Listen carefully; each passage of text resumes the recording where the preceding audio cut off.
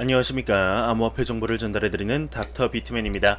네, 월요일의 아침이 밝아왔습니다. 어떻게 즐거운 주말 잘 보내셨나요? 월요일의 아침은 항상 힘들기만 한데요. 네, 오늘 하루도 잘 보내시길 바라면서 과연 월요일의 아침은 어떠한 소식들이 반겨주게 될지 한번 보도록 하겠습니다.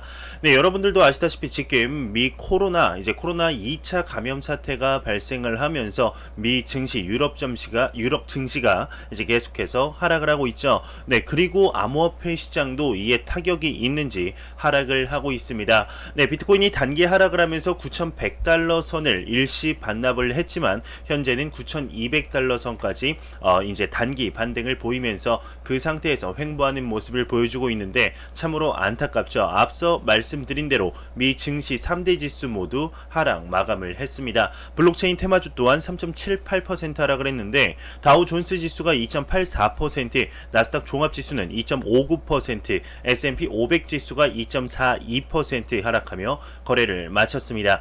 네, 미 증시 블록체인 테마주는 평균 3.78% 하락을 한 것이죠. 지금 2차 코로나 감염 사태로 인해서 굉장히 안 좋은 이런 경제 상황이 다시금 닥치는 게 아니냐, 이런 상황에서 암호화폐 시장이 반등을 해야 되는데 같이 떨어지는 모습을 보이면서 애널리스트들 사이에서도 안 좋은 소식들이 계속 돌고 있습니다.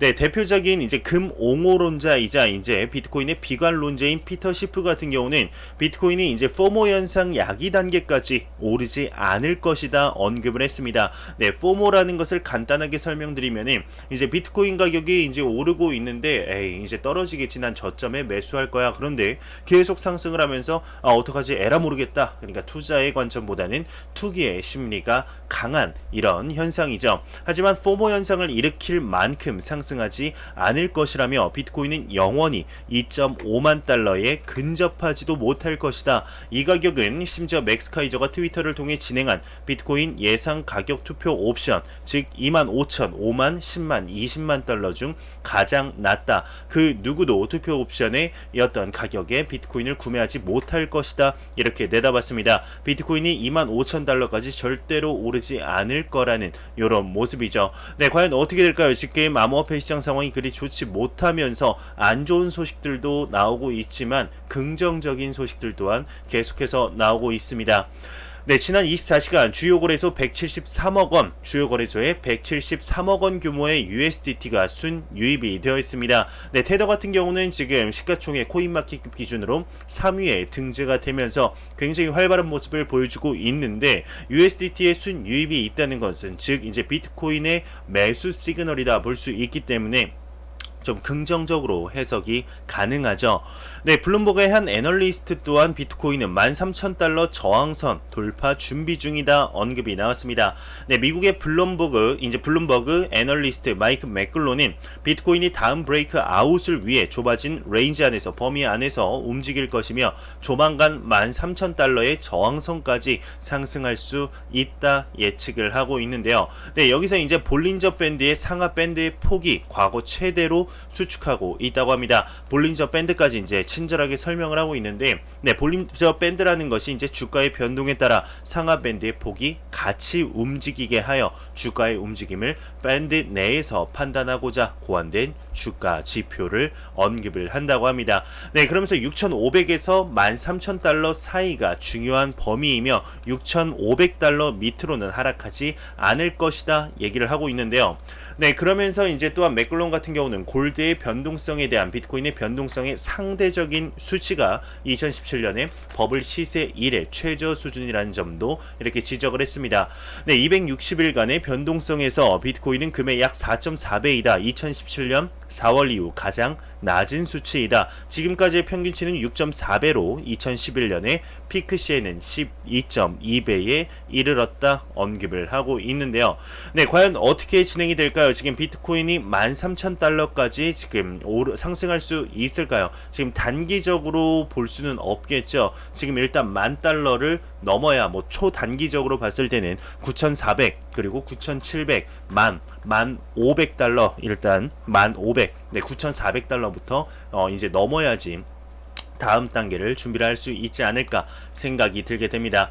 네, 그러면서 한 외신에서는 비트코인의 2020년 신고가 경신 가능성은 95%다. 그러니까 95%의 확률로 신고가 ATH를 달성하지 못할 것이다 언급을 하고 있죠. 네, 이더리움 월드뉴스 같은 경우는 비트코인 가격이 올해 안에 신고점을 경신할 가능성이 5%대로 떨어졌다 진단을 했습니다. 네, 이와 관련해 미디어는 올 초 암호화폐 투자 업계의 비트코인 가격에 대한 전망은 반감기 호재를 염두에 둔 낙관론이 많았다. 하지만 비트코인 투자자들과 트레이더들도 코로나19 바이러스의 세계적인 유행은 예상하지 못했다. 맞죠? 네, 그 누구도 코로나19 바이러스가 세계를 강타하면서 지금 확진자가 전 세계적으로 지금 600만, 700만에 육박을 하고 있습니다. 세계 증시가 빠르게 무너지면서 전 세계 지금 경제 성장률이 0%대 성장률, 정말 2020년이 사라지는 것이 아니냐, 이러한 정도가 지금 돌 정도로 심각해졌죠.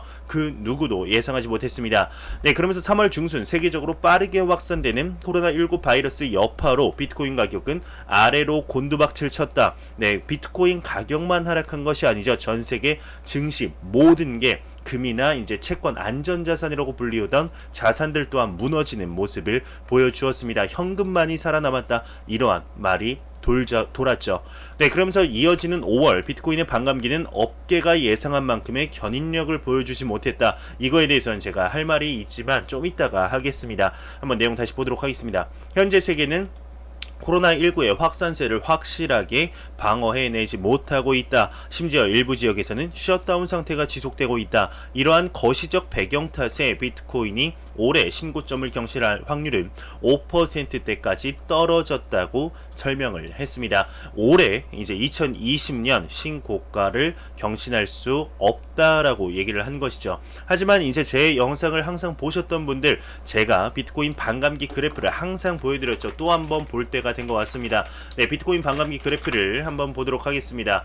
비트코인 반감기 그래프 진짜 지겹게 봤는데, 네, 지금 2012년 11월 28일 처음 첫 번째 생애 역사적인 첫 번째 비트코인 반감기가 이제 도래했습니다. 그 이후 그래프를 보시면은 그 해에 절대로 뭐 상승하거나 그러지는 않았습니다. 네, 그러면서 1년 뒤인 2013년 11월 정말 신고점을 달성을 했죠. 그 후에 1년 동안 하락을 하면서 1, 2, 3년 동안 하락을 했네요. 네, 그러면서 2016년 7월 10일 두 번째 반감기가 도래를 했습니다. 네, 이 그래프를 봤을 때 이제 2016년 1년 전, 그러니까 반감기 오기 1년 전쯤 가격이 조금씩 회복을 하면서 이제 그 새로운 반감기를 달성을 했죠. 이 반감기가 오고 1년 반 뒤에 새로운 신고점, 많은 분들이 유입된 2017년 말부터 2018년 초 암호화폐 초강세장이 발생을 했습니다. 그 후로 지속적인 정말 역사적인 암호화폐 하락장,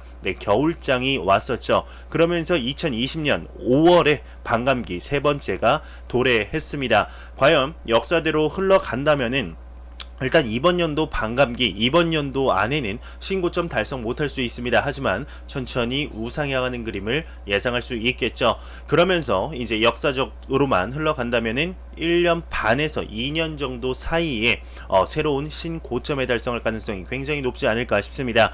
2020년 5월부터 1년 반이면은 이제 2021년 말에서 2022년 초쯤에 새로운 신고점을 충분히 달성할 수 있는 가능성이 있지 않을까 생각이 드는데요. 전 세계적으로 현재 이제 CBDC에 대한 이런 개발과 가속이 확산이 되면서도 암호화폐 시장에 반사 이익을 줄 수 있는 요인들이 많이 생겨나고 있다 말씀을 드릴 수 있을 것 같습니다.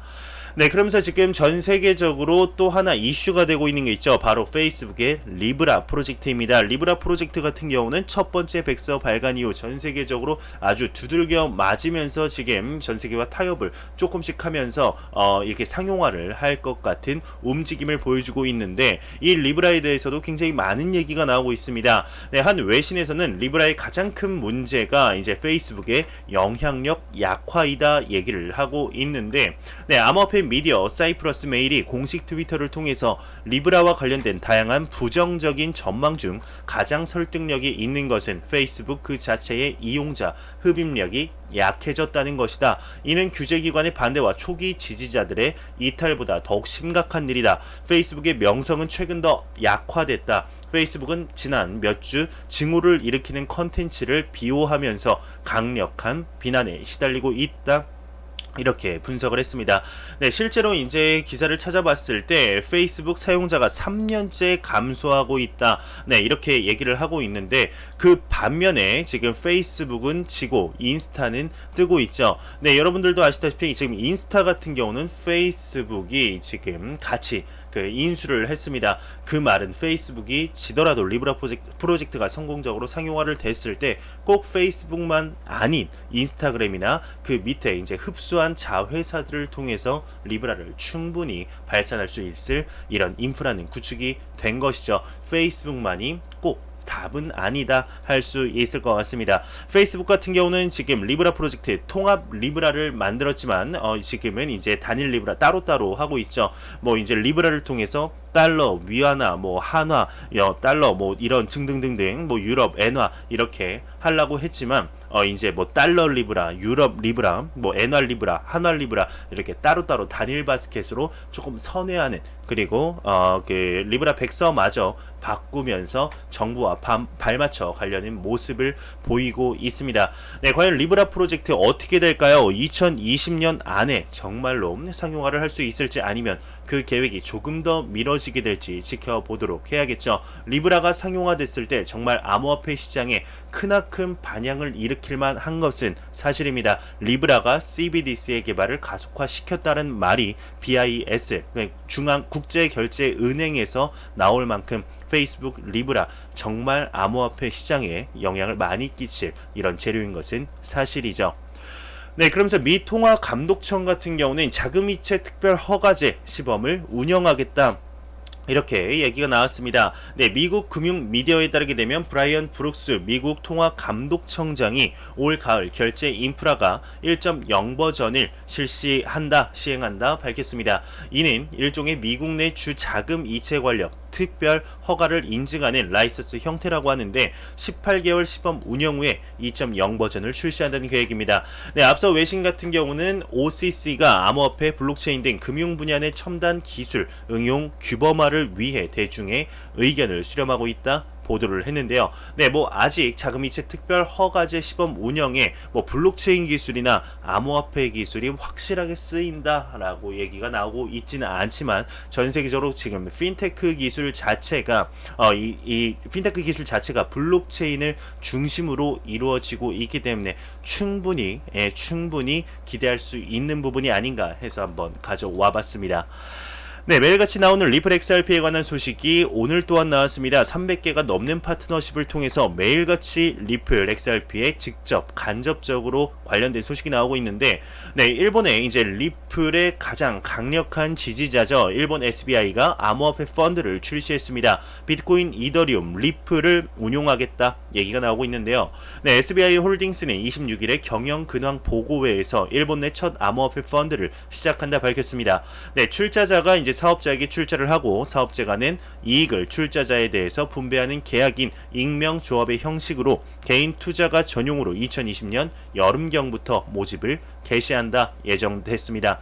네, 주식, 채권 등 전통적 자산과의 상관관계가 낮은 암호화폐는 분산 투자의 효과를 높이는 것이 목적이라고 하는데요. 네, 투자 종목 같은 경우는 이제 비트코인, 이더리움, XRP가 대표적으로 꼽히고 있습니다. 아직 포트폴리오 비율이나 이제 균형 기준 등은 공개되지 않고 있는데, 네, 기타 회장 같은 경우는 펀드에 대해서 이렇게 언급을 했습니다. 네, 리플, XRP, 비트코인, 이더리움 넣는다. 확실히 이제 기관 투자자의 금융 상품으로서 자리매김되고 있다. 세상 모든 것이 아날로그에서 디지털로 이행되고 있고 이는 시대의 흐름이다. 이제 이 흐름은 금융 상품으로 넘어간다. 에티오피아의 사례에 보면 비트코인은 가장 많이 사용되고 있다. 현지 통화 이상으로 이용되고 있다. 네, 제가 항상 말씀드렸던 것이 조금씩 영향을 미치는 것이 아닌가 싶습니다.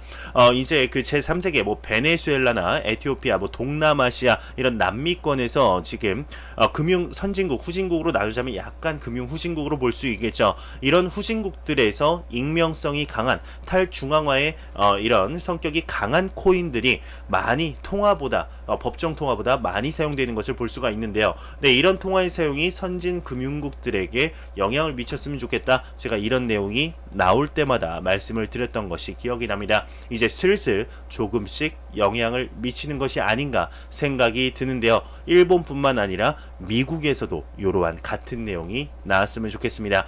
이 암호화폐 펀드가 이 일본에서 시작을 하지만 관심 있는 이제 다른 국가들에도 좋은 기감이 되어서 다른 나라에서도 암호화폐 펀드가 정식적으로 이렇게 출시가 돼서 기관 투자자들의 자금을 끌어올 수 있는 이런 통화구가 되었으면 좋겠다, 통로가 되었으면 좋겠다 생각이 들게 되네요.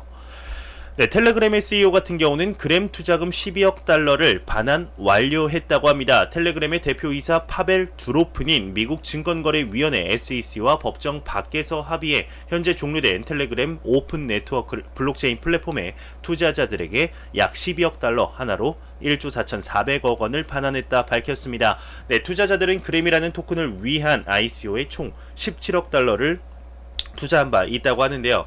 네, 두로프는 불행히도 미국 법원의 판결로 예정했던 톤의 플랫폼을 출시하지 못했고 계약상 의무에 따라 남은 자금을 고객에게 돌려줄 수밖에 없다며 큰 문제 없이 절차를 끝낼 수 있어 기쁘다. 우리는 이미 12억 달러 이상을 투자자들에게 반환했다. 이렇게 전했습니다. 네, 한 리서치에서는 중앙화거래소에서 비트코인의 보유량이 전체 유통량의 14%다 언급이 나왔습니다. 네, 암호화폐 전문 미디어 지크립토가 글래스노드를 인용하면서 중앙화 거래소의 현재 비트코인 보유량이 전체 유통량의 14%인 260만 개이다. 코인베이스가 95.4만 개, 후오비가 36.4만 개, 바이낸스가 26.7만 개로 비트코인 보유 탑 3를 기록하고 있다. 이렇게 전했습니다. 네, 안 보고 가면 섭섭하겠죠. 크립토 공포 탐욕 지수입니다. 포인트는 전날보다 3포인트 오른 43을 기록했는데요. 투자 심리가 소폭 완화되었지만 이제 공포 단계는 여전히 지속이 되고 있습니다. 네, 벌써 6월 말입니다. 2020년 1월 1일 영상을 올렸던 게 엊그제 같은데 벌써 2020년에 반이 지났습니다. 네, 정말 시간 빠른 것 같은데요. 네, 7월 1일에는 참 60, 70 정도로 시작했으면 좋겠다 생각을 했고 여러분들에게 전달해드렸지만 2차 코로나 사태가 터지면서 공포탐욕 지수 또한 하락을 하는 모습을 보여주고 있는데 3월같이 이렇게 반토막 나는 사태는 없었으면 좋겠습니다. 네, 제가 준비한 소식은 여기까지입니다. 마지막으로 코인마켓캡에서 가격 보고 마무리하도록 하겠습니다. 네, 코인마켓캡에서 가격 한번 보도록 하겠습니다. 네, 메이저 탑10 코인들 전반적으로 한번 살펴보도록 하겠습니다. 지금 1위의 비트코인 같은 경우는 0.29% 상승하며 1100만원대, 2위의 이더리움이 0.69% 하락하며 273만 3천원대, 테더는 3위죠. 환율과 똑같습니다. 네, 4위는 리플 XRP가 0.89% 하락하며 216원대를 보여주고 있습니다. 네, 지금 시가총액 30위에서 10위까지 꾸준히 상승하며 시가총액 10위 내에 이렇게 온 크립토닷컴 코인이 참 눈에 띕니다. 지금 5.33%라는 경이로운 상승률을 보여주고 있죠. 뭐 엄청 경이롭진 않지만 다 하락을 하고 있을 때 나홀로 상승하는 모습이 마치 예전에 XRP를 보는 것이 아닌가 생각이 들게 되는데요. 네, 과연 CRO 코인이 지금 시가총액 30위부터 10위까지 올라왔다는 게 이런 하락장에서 정말 대단하지 않은가 싶습니다. 이 크립토닷컴 같은 경우는 뭐 영상을 보시는 제 영상을 이제 보셨던 분들이라면 다 한 번씩 들어보셨을 뭐 그럴 코인이 아닐까 싶은데요. 참 상승률 대단한 것 같습니다. 네, 지금 비트코인의 도미넌스 같은 경우는 64.8%로 굉장히 강력한 암호화폐의 시가총액 점유율을 볼 수가 있겠죠. 비트코인의 시가총액 점유율을 볼 수가 있습니다.